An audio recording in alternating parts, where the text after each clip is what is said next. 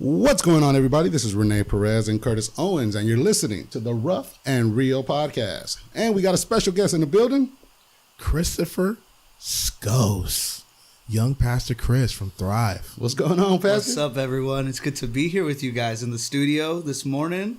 Man, this is really cool. I'm excited to be here. Awesome, brother. Awesome. So I'm glad you accepted, for starters. I'm glad you accepted. We reached out to you. Fun fact, he's our first guest ever on this episode. So we've never done an interview or had a conversation like this. So right. This is going to be new for everybody. No, it'll be good. It'll be good. All right. For sure. So anything? Go ahead and introduce yourself, man. Yeah, I mean, as you guys know, my name's Chris Scoz. I'm 25, young kid, pastor in a little church. No, bigger church actually. It used to be a little church, and now we're growing. It's called Thrive Lathrop under Pastor Eric and Lori Baca, and I've been in ministry since I was 15. Been traveling, preaching. So it's just a little bit about me. I love Jesus, love my wife, been married for 4 years, and then we just had our son about 2 years ago. His name is Zadok, cute kid. He's just an amazing little guy. We tell everyone he's our Telemundo baby. For those that don't know what Telemundo is, awesome. That's the channels between 10 and 20 that you skip over in Spanish. And we say that because we didn't know if he's cute enough to be on the English channel, so he's definitely cute enough to be on the Spanish ones. I don't know. The Spanish channels are they pretty competitive. There you go. So, I'll just say that competitive. So he's just the coolest kid ever, and it's just cool to see what God's doing in his life. And then my wife Vanessa, she's a college grad, and she's a genius, and she's 10 times better than me. This guy. But that's a little bit about me and my life. And that was your Christmas gift, by the way. A little Costco sample. So. There you go. But yeah, so that's a little bit about me, and I'm just excited to hang out with you guys, man. This is really cool. I love what you guys are doing. So now, I always wanted to ask you your son's name. Yeah. What was the inspiration? Yeah. So he is. So it comes from this passage or this chapter in the book of Samuel. It's actually a specific character. Zadok was a priest during the time of King David. So a lot of people are familiar with King David, the guy who killed the giant. And so he was the high priest. And Zadok's job in the Old Testament, he worked for David, or he was under David, and his job was to run the temple. And so for me, I'm what's known as a first-generation Christian. My parents weren't saved. My grandparents weren't saved. I'm the first person saved in my lineage. So Zadok is going to be the first Scoz ever raised up in Jesus, in biblical values, in Christianity.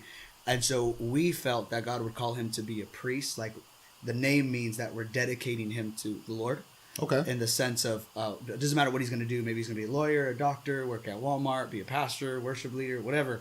But he is going to be a priest to God. He's going to love God. He's going to raise his family in God. So it's more of a lineage thing. And then in the book of Ezekiel, they also talk about the sons of Zadok. So Zadok was such an amazing father, an amazing person, that his children, great-grandchildren, great-great-grandchildren, for about 5-6 generations loved God as well.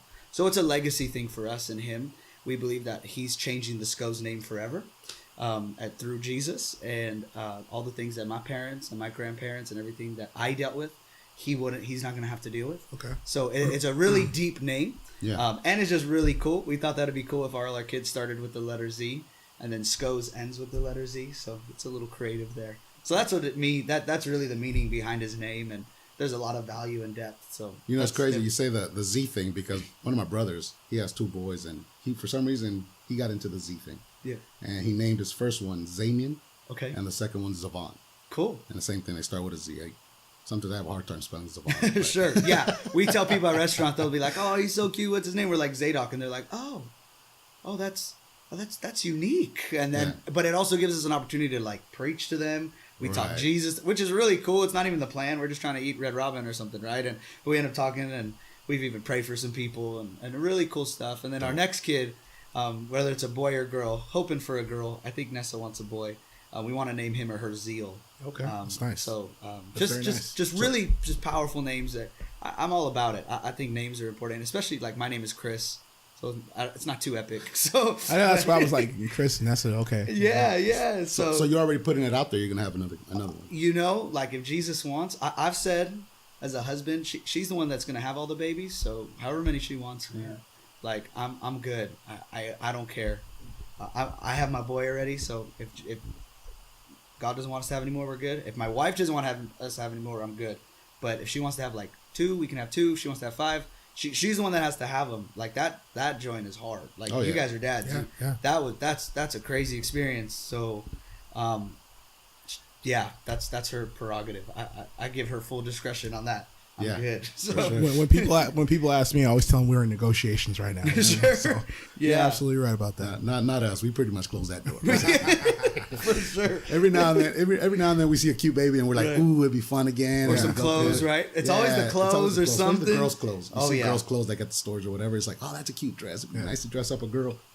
But then that conversation lasts about 20 minutes, and then we're like, all right, we're done. Right. Then you realize how much you have to pay and how much it costs and the troubles. And he's almost in his 2, so we're coming to the season where soon no more diapers, hopefully. Right. Things like that. So I'm excited, but then I'm also nervous because he says no now. Yeah. He's crazy. But it's a cute no, you know what I mean? It's a cute. That's the worst. It's the cute no. Yeah. It's like you tell him something, he says no, and you got to be mad still, and it's like super cute, so you start laughing. Bruh. It's hard. It's so hard, and it gets harder because now, like, my son's 8, and he'll still throw funny things out there, and my wife can't hold it. Like, she'll just start laughing. So it sucks because I'm trying to be mad at him and discipline him. Then my wife will start laughing, and then so he thinks he did something funny, so then he starts laughing, but yet I'm still upset. So now he's looking at both of us like, wait, am I in trouble or not? And I get on him, but I can hold it, and then I walk out the room and I laugh and I can do whatever, and then I walk back in the room and I'm like, hey. I said, get up. And I get on him. But my wife can't hold it. My wife will just start laughing. She's like, that's awesome. But I'm glad I'm not the only one. No, bro. And it's funny, like you said that, because when we talked about having another kid, it's like, man, I got an 8-year-old. So right now, when we go somewhere, I'm like, dude, grab your stuff. Right. If you don't grab it, that's on you. Yep. And then later on, he's crying because he didn't grab something. I'm like, it's your fault. You're 8 years old. You're old enough. Start all over and get the stroller, get the diaper bag. Do we have enough diapers? How long are we going to be gone? Do we need 6 diapers? Do we need 15 diapers? That's my life right now. Calm down, man. I know. Me too. I can't do that. I understand it. I'm so glad I'm past that already. Yeah, that's exciting. So, side question, man. Sure. You got me thinking about the name Scoz now, man. It sounds really cool.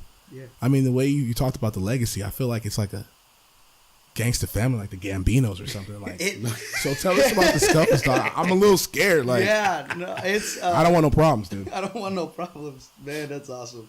Yeah, the Gambinos of Manteca, or like no. So my family, the Scoz name, is originally from Austria, and they immigrated to Brazil. So I'm Brazilian. Oh, wow. I say a lot of Mexican jokes because they make more sense, but I'm actually Brazilian. And then on my dad's side, I'm Brazilian and Guatemalan. And then on my mom's side, I'm Mexican and German. And so all of our families, so on my mom's side and my dad's side, no one's been Christian, like, since we can recall. Maybe some form of Catholicism, but not really. Just kind of they go to church every now and then. And so for my dad's side, though, my dad's side, on the male side, when they my grandfather moved from Brazil to America, they got into a lot of gang stuff, a lot of, we grew up in LA, East LA area. Yeah. So trying to survive, yeah. Every male on, like, my dad's side, they just got into some things they weren't supposed to, but pretty like, I don't know, I would say them, like, but they had friends, and it might be them. I don't know. I don't want to put anything crazy on podcast, but they definitely knew people. Like, my dad went to jail for drug trafficking, and he spent probably the least time in jail out of any of the Scoz boys. And all of them, all the guys who were Scozes, they drank, they did drugs, they were some form of gang involvement, they cheated on their spouses, some of them never even got married. So it's just years and years and years. And even my great-great-grandmother actually got, my great-grandmother or my great-great-grandmother, I don't know which one, got actually raped by this dude. And wow. That's how we were end up being born. She ended up being pregnant, but she kept her maiden name, which is Scoz, so we might not even be Scozes. So it's just all this, like, it's just what happens when you don't know Jesus. It's, sin is sin. You can be a doctor or a professor and still be broken. Like, it's just the brokenness. It was just a very extreme visual of brokenness. Yeah. So it's kind of like this. It feels like this mafia thing or this real gangster thing. I definitely grew up in that, My dad had a 64 Impala. We listened to NWA. I would do drug traffic trips with him. I didn't know. I was a little boy, but he would take me to McDonald's. Little I know he was, doing cover, deals huh? there. You look out. Yeah, I really was. I'd help him do the signs on the freeway because he was a cocaine addict. So wow. he would it makes you go really bad with your sight. Cocaine does, and so I would help him read. So at a young age, I learned how to read, and I would tell him where to go. So even now, when I drive in LA area, I know where I'm going. Yeah. I don't need my GPS. It triggers, which is really weird.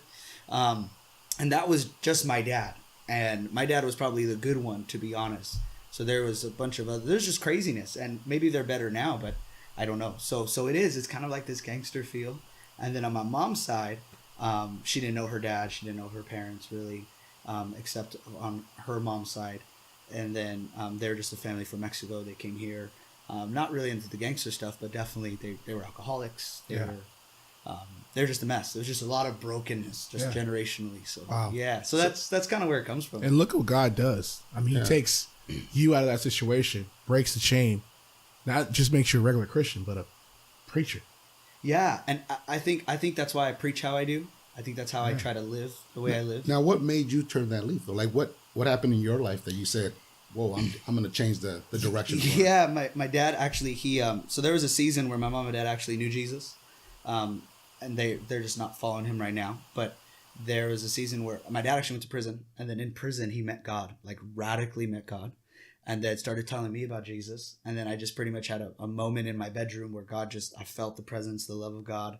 God saved my life, and then started going to church, accepted God. And really the thing that really kind of changed me was never really felt like love in my life.